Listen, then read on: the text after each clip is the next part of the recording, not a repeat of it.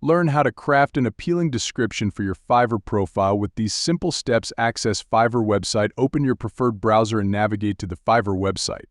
Switch to Selling Dashboard. If you're on the Buyer dashboard, switch to the Selling Dashboard from the top right corner. Navigate to Profile. Go to your profile and scroll down to find the Description section. Start with Greeting and Introduction. Begin your description with a friendly greeting and introduce yourself. Clearly explain what services you offer and highlight your experience.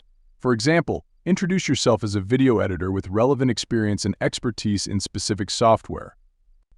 Detail services offered. List the services you provide on Fiverr and mention the specific fields you specialize in.